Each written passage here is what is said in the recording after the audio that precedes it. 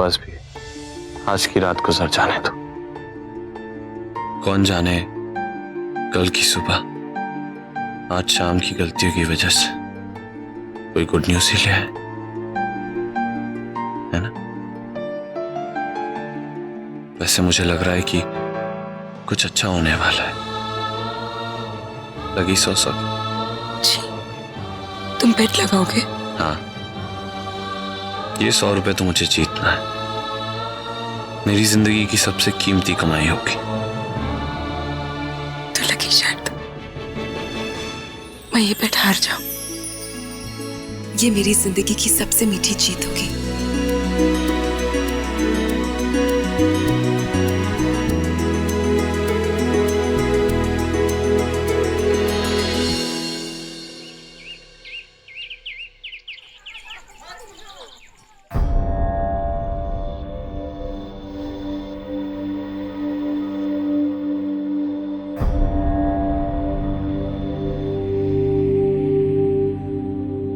माँ, माँ, माँ, मालिक को कहीं देखा आपने? नहीं। कुछ बताकर गए आपको? कल रात से वो घर पर नहीं आए हैं। मुझे कुछ नहीं बताया, और तृष्णा नहीं बताकर जाने से या कुछ देर घर पर नहीं रहने से इसमें चिंता करने वाली कोई बात नहीं है। छोटे बच्चे नहीं रहे वो, अब अपना ध्यान रख सकते हैं।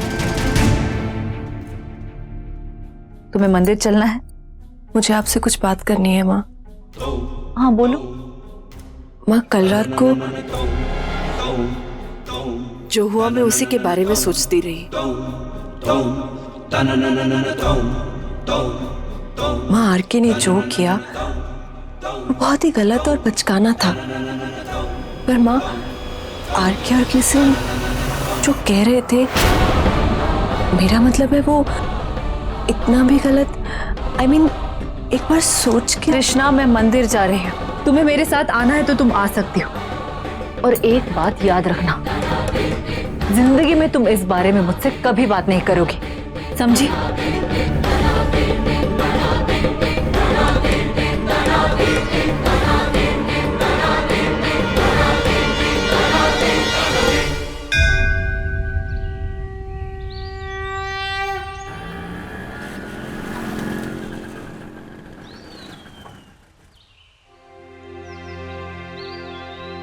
पैसे दे दे। हाँ, ये लीजिए।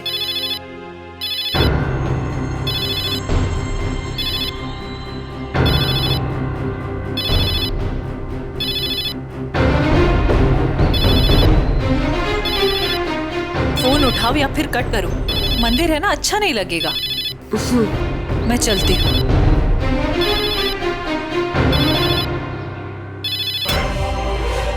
हेलो, मैंने आपसे कहा ना कि मुझे किसी से नहीं मिलना है, नहीं मिलना है मुझे किसी से।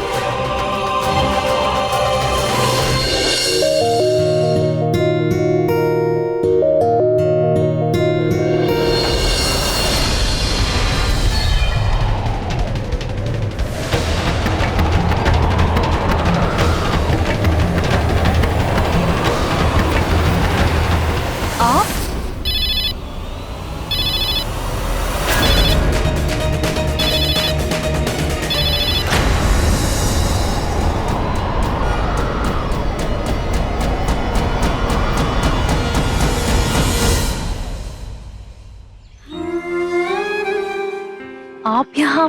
नमस्ते नमस्ते। मुझे मधु ने कहा आज गोवर्धन पूजा है तो आप मुझे यहीं मिलोगी। वैसे इस व्रत के बारे में मैं ज्यादा नहीं जानती। मथुरा वासियों को इंद्रदेव के प्रकोप से बचाने के लिए भगवान श्री कृष्ण ने अपनी छोटी उंगली पर गोवर्धन पर्वत को उठाया था आज ही के दिन। वैसे हमारे यहाँ इस पूजा को पति पत्नी के रिश्ते से भी जोड़ा जाता है। पत्नियां अपने पति की खुशहाल जिंदगी के लिए और उनकी सलामती के लिए व्रत रखती है और पूजा भी करती है। रुक्मिणी जी, वैसे मैं आपसे माफी मांगना चाहती हूँ। अरे राधा जी, आप अभी भी उस बात को लेकर बैठे हुए हैं, भूल जाए ना उसे। मैं समझ सकती हूँ कि आपने जो भी किया अपने बेटे की सुरक्षा के लिए किया। नहीं, मैं उस बात के लिए माफी मांगने नहीं आई हूँ। कल मेरे ऋषु ने जो किया उसके लिए माफी मांगने आई हूँ। राधा जी, मुझे पूजा करने दीजिए, फिर मिलूंगी।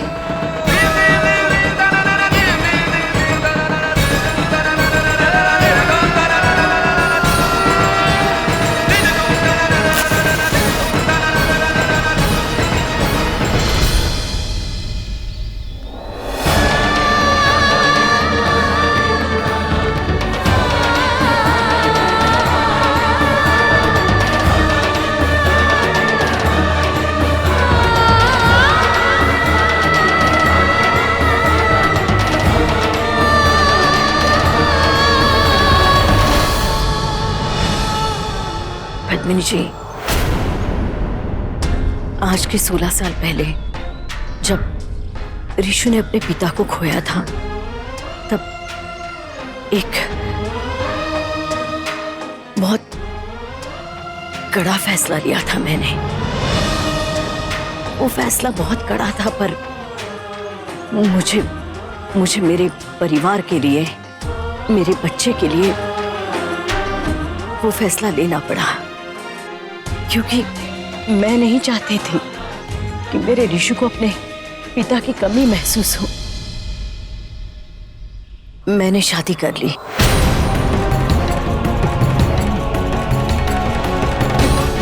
और उसकी बहुत बड़ी कीमत चुकानी पड़ी मुझे। मैंने अपने ऋषु को खो दिया।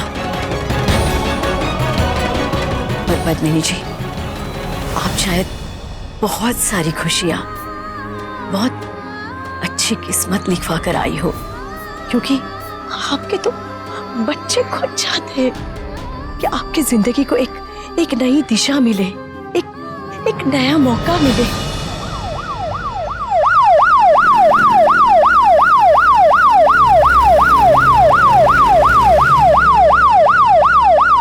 राधा जी प्लीज, मुझे इस बारे में कुछ बात नहीं करनी है, ना कुछ सुनना है।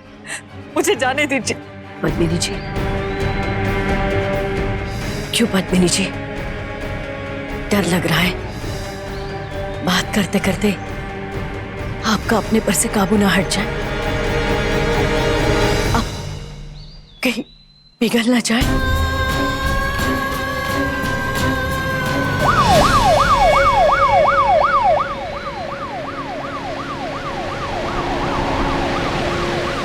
लीजिए साहब, 29 में ले आया आपको। ऐसे गजब, हम आज तूफान आ गया।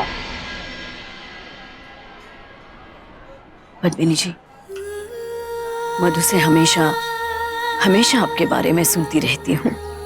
जब आपके पति ने आपके बच्ची की जिंदगी के साथ खेलने की कोशिश की, तब आपने उन्हें छोड़ दिया और आप यहाँ आ गई। इतना बड़ा शहर, एक अकेली औरत, दो छोटी छोटी सी नन्ही सी बच्चियां। कैसा रहा होगा वो दौर? पद्मिनी जी, आपने अपनी इज्जत, अपना आत्मसम्मान अब तक बचा के रखा, और दूसरी तरफ शमशेर जी, क्या कुछ नहीं किया उन्होंने आपके लिए, आपके बच्चों के लिए। उसमें कोई स्वार्थ नहीं था, कभी भी किसी मौके का फायदा नहीं उठाया उन्होंने। अब आप दोनों का संघर्ष खत्म हो रहा है, और अगर आप बच्चे चाहे कि आप दोनों खुशी से रहे, अपनी खुशियां एक दूसरे के साथ बांटे, तो क्या गलत क्या कर रहे हैं वो?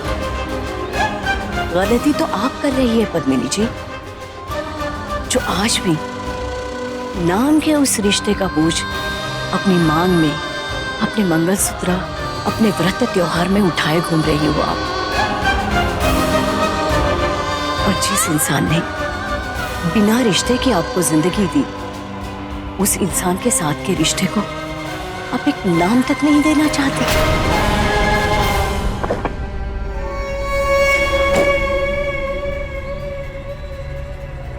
हमारी हीरोइनी बेटी कहाँ है नाचीज की?